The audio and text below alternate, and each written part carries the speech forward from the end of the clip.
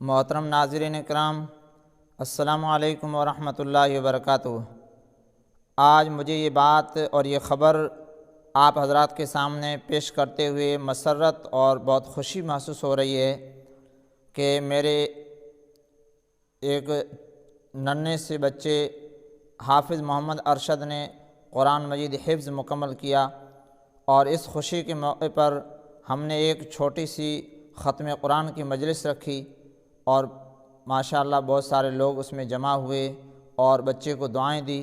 اس موقع پر ہمارے مدرسے کے ایک ذی استعداد استاد حضرت مولانا عبدالرحمن صاحب قاسمی دامت برکاتہم نے لوگوں کے سامنے تقریر پیش فرمائی، جو آپ سامعین اور ناظرین کے لیے پیش خدمت ہے۔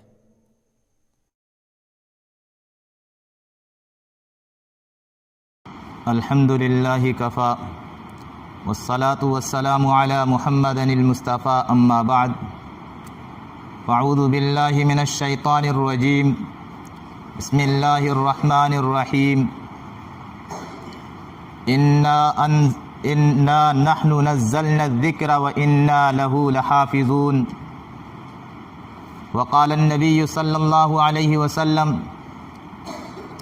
خیرکم من تعلم القرآن وعلمہ او کما قال علیہ الصلاۃ والسلام۔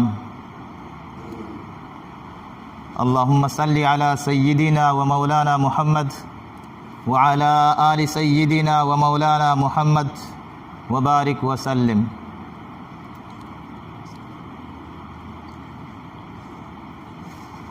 میں سب سے پہلے اس بچے کو مبارکباد پیش کرتا ہوں جس نے اپنے سینے میں قرآن پاک کے 30 پاروں کو محفوظ کیا، قرآن پاک کے 30 پاروں کو حفظ کیا۔ اللہ رب العزت صبح قیامت تک اس کے سینے میں قرآن کریم کو محفوظ فرمائے، نیز اس کے وہ والدین، وہ ماں اور باپ جس کی گود میں اس نے جنم لیا، یہ پلا اور بڑا ہوا، یہ عاجز، ان کے ماں باپ کو بھی مبارکباد پیش کرتا ہے۔ اللہ تعالیٰ ان کی گود کو خوشیوں سے آباد فرمائے، اپنے انعامات سے آباد فرمائے۔ میرے محترم بھائیوں، ایک پروگرام اور ایک جلسہ آج اس مسجد میں قائم ہے۔ ایک پروگرام اور ایک جلسہ اللہ رب العزت میدان محشر میں قائم فرمائیں گے، روز قیامت ایک جلسہ قائم فرمائیں گے، پوری امت مسلمہ کو اللہ تعالیٰ جمع فرمائیں گے۔ حدیث پاک کے اندر آتا ہے کہ جن والدین کا بچہ حافظ قرآن ہوا ہے، اس دن اللہ تعالیٰ اس پوری پبلک کے سامنے، ان تمام لوگوں کے سامنے حافظ قرآن کے ماں باپ کے سروں پر ایک ایسا تاج پہنائیں گے جس تاج کی چمک اور دمک، اس کی روشنی اور چمک سورج اور چاند سے کہیں زیادہ ہوگی۔ ایک حدیث کے اندر آتا ہے کہ حافظ قرآن، جو بچہ حافظ قرآن ہوا ہے، اللہ تعالیٰ حکم دیں گے میدان محشر میں کہ حافظ قرآن تو اس قرآن کریم کو پڑھ۔ وہ قرآن کریم کو پڑھنا شروع کرے گا، وہ ایک آیت پڑھے گا، اللہ تعالیٰ اس کے ماں باپ کے ایک درجے کو بلند فرمائیں گے۔ پھر وہ دوسری آیت پڑھے گا، اللہ تعالیٰ اس کے ماں باپ کے دوسرے درجے کو بلند فرمائیں گے۔ اس طریقے سے وہ قرآن کریم پڑھتا رہے گا، اللہ تعالیٰ اس کے ماں باپ کے درجات کو بلند فرماتے رہیں گے۔ میرے معزز مہمانان کرام، آج وہ ماں باپ مبارکباد کے قابل ہیں جس کی تعریف خود اللہ رب العزت نے فرمائی ہے۔ جو بچہ حافظ قرآن ہوا ہے، حدیث پاک کے اندر آتا ہے، وہ حافظ قرآن اپنے قریبی رشتہ داروں میں سے، وہ رشتہ دار جن کے اوپر جہنم واجب ہو چکی ہے، یعنی دنیا میں وہ اتنے گناہ کر کے گئے کہ وہ جہنم کے مستحق ہو چکے ہیں، اللہ رب العزت اس حافظ صاحب کو کہیں گے، وہ حافظ صاحب اللہ تعالیٰ سے درخواست کرے گا، پیارے اللہ یہ میرے عزیز اقارب ہیں۔ ایسے 7 آدمیوں کو وہ حافظ جہنم سے نکال کر کے جنت میں لے جائے گا۔ نیز وہ اساتذہ کرام جنہوں نے اس بچے پر محنت کی، اس بچے کو پڑھایا، اس کے اسباق کو سنا، قرآن کریم کو مکمل فرمایا، یہ عاجز ان کو بھی مبارکباد پیش کرتا ہے۔ اللہ تعالیٰ ان کی جھولیوں کو خوشیوں سے آباد فرمائے، انعامات سے آباد فرمائے۔ اللہ تعالیٰ نے فرمایا انا نحن نزلنا الذکر وانا لہ لحافظون، ہم نے اس قرآن کریم کو اتارا، ہم ہی اس کی حفاظت کرنے والے ہیں۔ علماء کرام موجود ہیں، اس آیت کے اندر اللہ تعالیٰ نے تاکید در تاکید فرمائی ہے، ان مختلف حروف کے ذریعے اللہ نے تاکید کی ہے، انا نحن نزلنا الذکر وانا لہ لحافظون، ہم ہی نے اس قرآن کو اتارا ہے، ہم ہی اس کی حفاظت فرمائیں گے۔ آپ کو ایک مثال سے اس قرآن کریم کی آیت کو سمجھانا چاہتا ہوں۔ ایک آدمی کسی کمپنی میں کاروبار کرتا ہے، وہ اس کمپنی میں نوکری کرتا ہے۔ کسی ٹائم اس کمپنی کا مالک اس آدمی کو 1 لاکھ روپے کا چیک نکال کے دے، لے بھائی تو نے میری کمپنی کے اندر اچھا کام کیا ہے، ہم اتنے خوش ہیں کہ ہم آپ کو ہدیے میں اور گفٹ کے اندر 1 لاکھ کا چیک دے رہے ہیں۔ وہ آدمی کتنا خوش ہوگا، وہ خوشی خوشی اس چیک کو لے کر گھر جائے گا، اور گھر جا کر اپنی اہلیہ سے کہے گا، اے میری پیاری یہ لو مجھے ایک گفٹ ملا ہے، آپ اس چیک کو اس حفاظت سے رکھو، اور آئندہ کل جو اتوار کا دن ہے بینک بند ہوگی، پیر کے دن میں اس چیک کو کیش میں تبدیل کروں گا۔ تو وہ عورت خوشی خوشی، اس کی خوشی کی انتہا نہیں ہوگی، وہ خوشی خوشی اس چیک کو ایک لفافے کے اندر پیک کرے گی، جس کی قیمت کچھ 54 ہوگی، 1 54 یا 2 54 ہوگی۔ پھر اس لفافے کو کسی پنی میں پیک کرے گی جس کی قیمت 1 یا 2 روپے ہوگی، پھر اس کو کسی اچھے بیگ کے اندر رکھے گی، پھر اس بیگ کو کسی الماری میں محفوظ کرے گی، الماری کو لاک لگائے گی، کمرہ کو بند کر دے گی۔ اب وہ عورت حفاظت کر رہی ہے 1 لاکھ چیک کی، جو چیک کٹا ہوا ہے 1 لاکھ روپے کا، اس کی حفاظت کر رہی ہے۔ تو اصل حفاظت کر رہی ہے چیک کی، مگر ضمناً ان چیزوں کی حفاظت ہو رہی ہے جن کے اندر وہ چیک لپیٹا گیا ہے، جس لفافے کے اندر چیک پیک کیا گیا، پھر وہ لفافہ پنی میں پیک کیا گیا، پھر پنی ایک بیگ کے اندر ڈالی گئی ہے، وہ بیگ ایک الماری کے اندر بند کر کے لاک لگا دیا گیا۔ تو اصل میں حفاظت وہ کر رہی ہے اس چیک کی، جس کے بدلے میں اس کو 1 لاکھ روپے انعام میں ملنے والے ہیں، ہدیے میں اور گفٹ میں ملنے والے ہیں، اور ضمناً ان تمام چیزوں کی حفاظت کی جا رہی ہے جس کے اندر وہ چیک لپیٹا ہوا ہے۔ بعین ہی اسی طرح اللہ تعالیٰ فرماتے ہیں کہ ہم نے اس قرآن کریم کو اتارا، ہم ہی اس قرآن کریم کی حفاظت کرنے والے ہیں۔ اب اللہ تعالیٰ حفاظت کر رہے ہیں اس قرآن کریم کی۔ میرے بھائی، اصل میں اللہ تعالیٰ نے دنیا کا جو نظام ہے اس کو اسباب کے ساتھ جوڑا ہے، دنیا کا جو نظام ہے اس کو اللہ نے اسباب کے ساتھ جوڑا ہے۔ جیسے اولاد کے آنے کے لیے اللہ تعالیٰ نے سبب بنایا ماں اور باپ کو، پھل کے آنے کے لیے اللہ نے سبب بنایا درخت کو، اناج اور کھیتی کے آنے کے لیے اللہ نے فرمایا تم میری عبادت کرو، میری بندگی کرو، روزی کی ذمہ داری میری ہے۔ کیسے؟ اللہ نے کہا آپ 1 بیج ڈالو زمین میں، اس کو جوتو، اس پر محنت کرو، 1 بیج سے 100 دانوں کو نکالنا یہ میرا کام ہے۔ خیر، یہ دنیا دار السبب ہے، دار الاسباب ہے۔ اصل میں اللہ تعالیٰ حفاظت کر رہے ہیں قرآن کریم کی، مگر ضمناً یہ قرآن کریم جس سینے کے اندر محفوظ ہے، جس سینے کے اندر اس کو حفظ کیا گیا ہے، اس سینے کی بھی اللہ تعالیٰ حفاظت کریں گے۔ پھر وہ سینہ جس جسم کے اندر محفوظ ہے، اس جسم کی بھی ذمہ داری خود اللہ رب العزت نے لی ہے۔ پھر وہ اجسام جس مقام میں، جس کمرے میں، جس جگہ میں ہیں، اس کمرے کی بھی حفاظت کی ذمہ داری اللہ نے لے رکھی ہے۔ پھر وہ کمرہ جس گلی اور جس محلے میں ہے، اس کی بھی حفاظت جو ہے خود اللہ نے لے رکھی ہے۔ وہ اسی آیت سے ثابت ہوتا ہے ہم نے اس قرآن کو اتارا، ہم ہی اس کی حفاظت کریں گے۔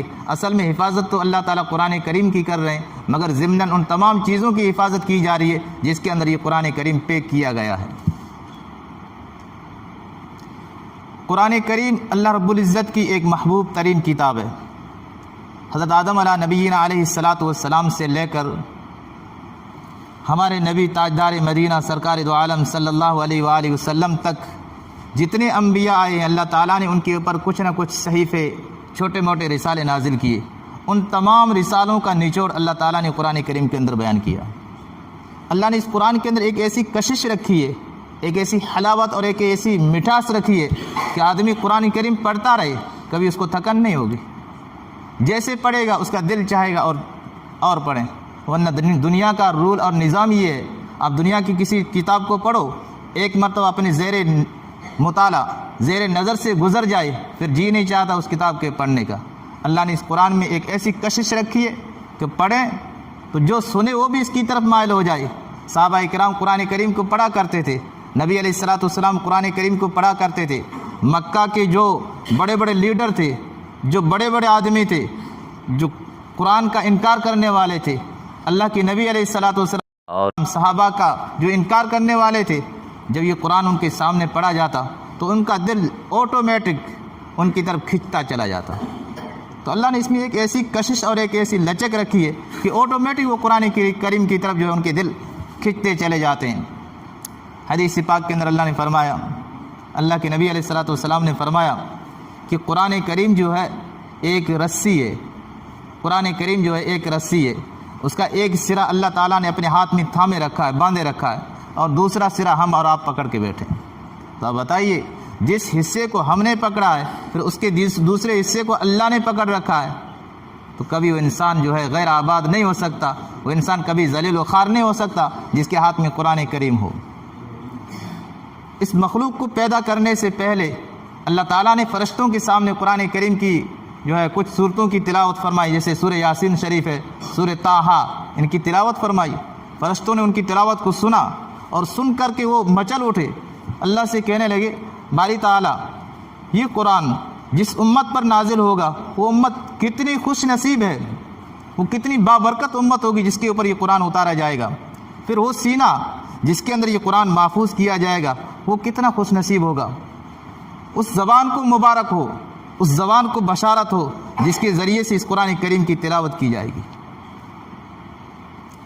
معزز مہمانان کرام، یہ قرآن جس دل میں ہوگا اس دل کی ذمہ داری، اس قرآن کریم کی حفاظت کی ذمہ داری، اس انسان کی حفاظت کی ذمہ داری خود رب کائنات نے لیے۔ ایک واقعہ سنا کر کے میں بات کو ختم کرتا ہوں مختصراً۔ اللہ تعالیٰ کیسے قرآن کریم کی اور حاملین قرآن کی حفاظت فرماتے ہیں۔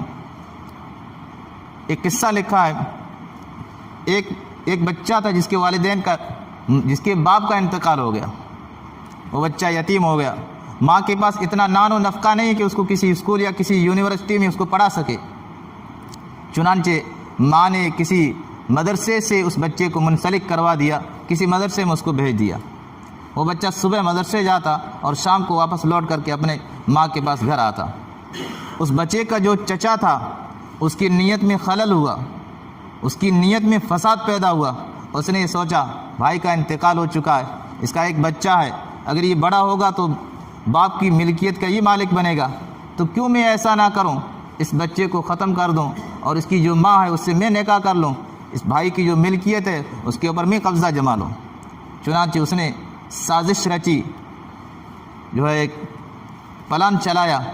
وہ بچہ جس راستے سے مدرسے جایا کرتا تھا اس راستے کے بیچ میں ایک بھٹا تھا اینٹوں کا، اس اینٹوں کے مالک سے اس نے جو ہے رابطہ جوڑا، اس سے کچھ رشوت دی اور اس سے کہا، یہ بچہ یہاں سے گزرتا ہے، آپ اس بچے کو اٹھا کر کے اس بھٹے میں ڈال دو اور اس کو ختم کر دو، کسی کو پتہ بھی نہیں چلے گا اور ہمارا کام بھی ہو جائے گا۔ چنانچہ اس نے ایسا ہی کیا۔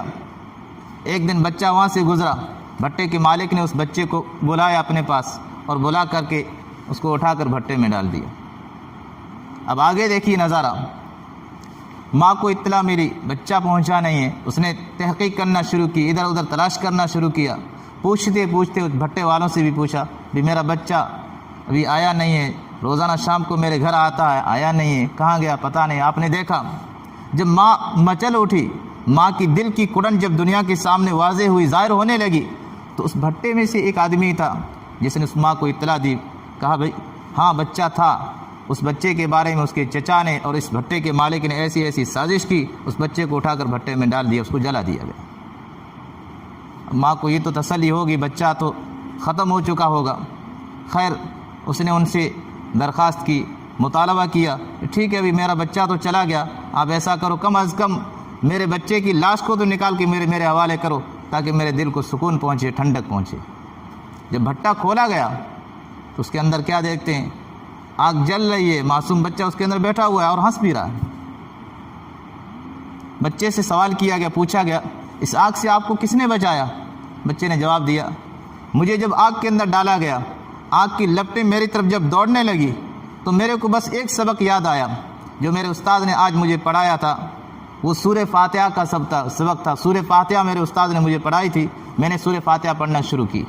الحمدللہ رب العالمین یہ صورت میں نے پڑھ کر کے پوری کی، اللہ رب العزت نے اس آگ کو جو ہے پانی سے بدل دیا، آگ ٹھنڈی ہو گئی، آگ ٹھنڈی ہو گئی، اور میرے کو اس میں احساس بھی نہیں ہو رہا کہ آگ جل رہی ہے یا کسی میں ٹھنڈی جگہ کے اندر بیٹھا ہوا ہوں۔